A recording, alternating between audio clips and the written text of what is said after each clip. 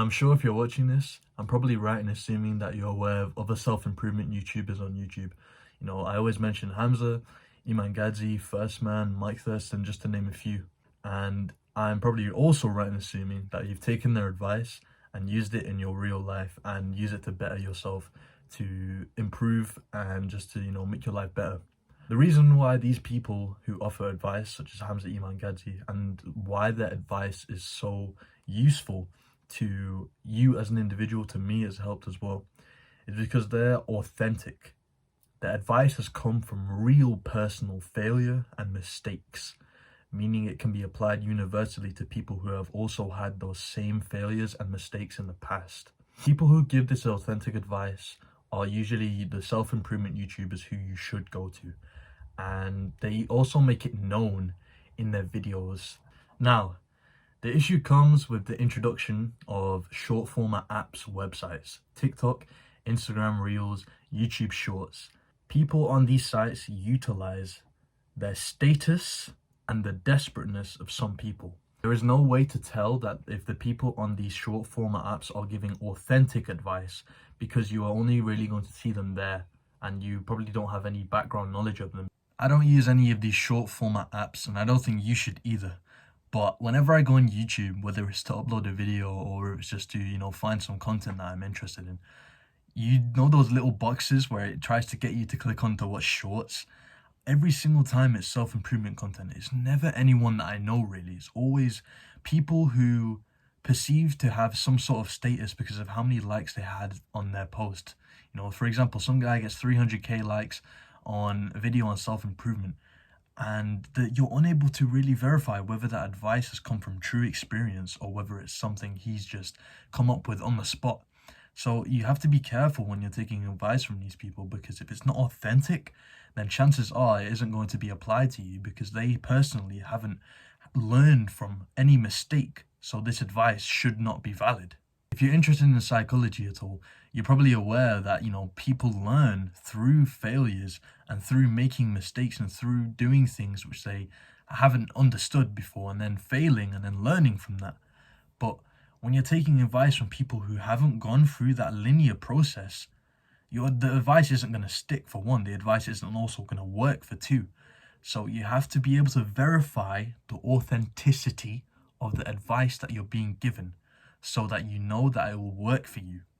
When making the script and doing a bit of research for this video, I tried to find some bad Reddit self-improvement advice, but it made me realize people really go to Reddit for self-improvement advice. Think about that.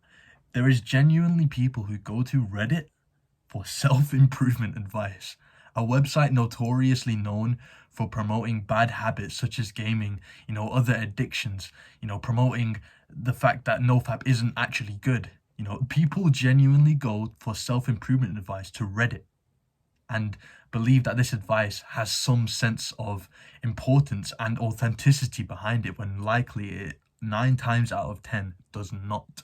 Now, this doesn't go to say that there are big self-improvement YouTubers who aren't authentic in what they say and who don't practice what they preach and are really only in it for the money in some cases, and they genuinely don't want to see young men's lives improve. Now, it's fine for you to want to start a self-improvement YouTube channel to make money. It's fine. I have that goal. I think most people who start a YouTube channel will have that goal in mind. And if you don't, then you probably won't be successful in what you're doing. But the people who make that their whole entire purpose, and it's clear to see in some people's cases, don't take advice from them. Because if they don't have the genuine purpose of wanting to improve the lives of young men, young women, whoever you're watching, the advice they are giving you is not going to be valid anytime. It's so important as well that you retain that sense of self and self-control as well, so that you're able to process this information before you take it and believe it. If the advice that you're being given aligns with your own personal experiences, then the advice is going to be valid for you, because you can personally make that connection with it, because you have the schema, going back to psychology, because you can make that connection with the advice that you're being given. The advice will be worthwhile to take in the long term. You should be very stoic when it comes to remaining that sense of self-control and knowing what advice is good and what advice you should divert away from. Having that own control of your own mind and knowing how to respond to certain advice and not responding rashly. And take a look at the person who is giving the advice as well. Just at face value, do they have a good physique? That's a very good pointer, because if they're just a skinny guy or they're just, average build and they're giving you advice on fitness, you're not going to take advice from them, are you? Because they're not practicing what they preach. So if their physical appearance aligns with the advice which they're giving, then it's going to be valid, isn't it? Just use a bit of common sense in the person who's giving the advice and the advice itself. Don't just take the advice because they've got this amount of likes on their video, or they've got this amount of shares, or how popular the video is. Deeply process it first. See if it aligns with your own personal experiences, and if those two checkboxes are checked, then it is probably worthwhile to take the advice and use it in your daily life to improve yourself. Now, look at school teachers, for example. The way in which they have been taught to do their job is to tell children that the only way to get rich is through the workforce and to have a job. And the children take this advice. Why? Because they've been scolded for their failures. They've been diminished throughout the whole education system, and they've only been given praise when they've done something well. They haven't been bigged up when they failed. They haven't been, given pointers on how to improve. They've just been told that you're bad, you have to do this. And when you're scolded for your failures, what does that then lead you to do? It leads you to be less curious. It leads you to question less. It leads you to just take advice from your superiors without questioning it.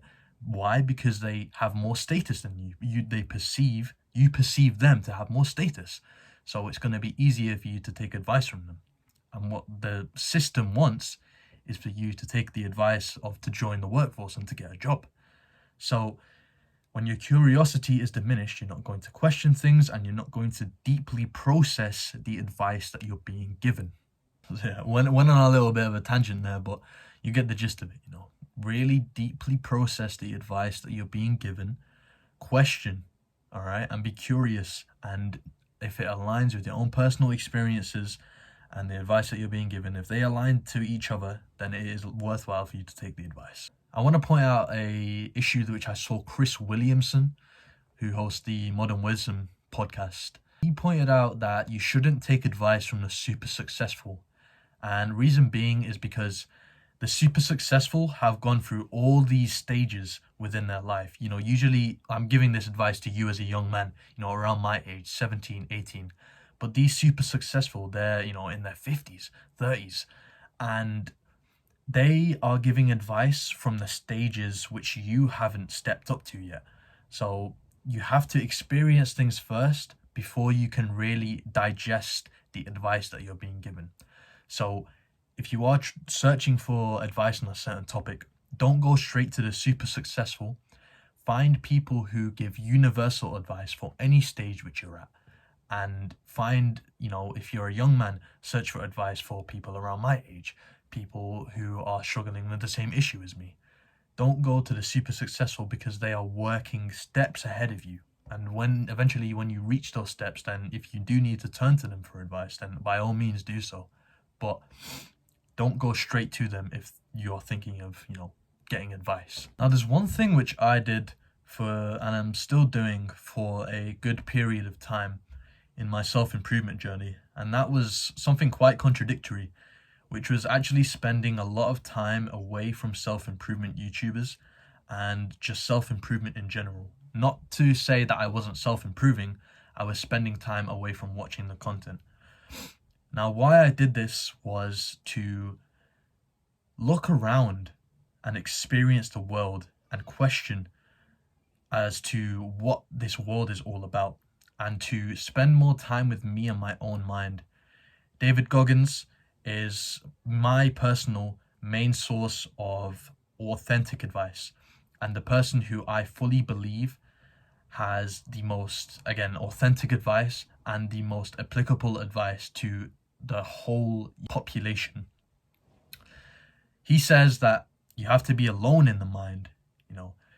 all this stimulated stuff, it's gonna populate your head, and you're not going to be able to think, internally anymore, because your thought processes will be influenced by all these different concepts, which again is a lot of the time it can be a good thing, but it's not always a good thing, because then you're not retaining that sense of self, which I mentioned earlier. So spend some time away from watching self-improvement content and build your own ideals around the world and learn more about yourself and your own mind, which has been God-given. Chances are you are relying on motivation from YouTube, from the music that you're listening to, from other YouTubers. I can pretty much guarantee that you're relying on this for motivation. But imagine this, bro. Imagine you spent time away from self-improvement YouTubers for a very, very long period of time, and imagine you found something internally in your own mind which was able to push you from then on, without having to go on YouTube and look at a David Goggins edit or a, funk beat with all this guts anime stuff going over it. Imagine you were able to find something internally which drove you all the time without having to listen to music, without having to hype yourself up. You could just think of this one thing like that and you'd be so driven. That is purpose. That is what spending time away from these self-improvement YouTubers will help you to do. Try to create a permanent drive, okay? If you can create a permanent drive, there is nothing that will stand in your way. That's about everything I wanted to cover. Again, deeply process information, question, and if your own experiences align with the advice which you are being given, it is worthwhile to take it. Strive for greatness and don't be a vape puffing nerd.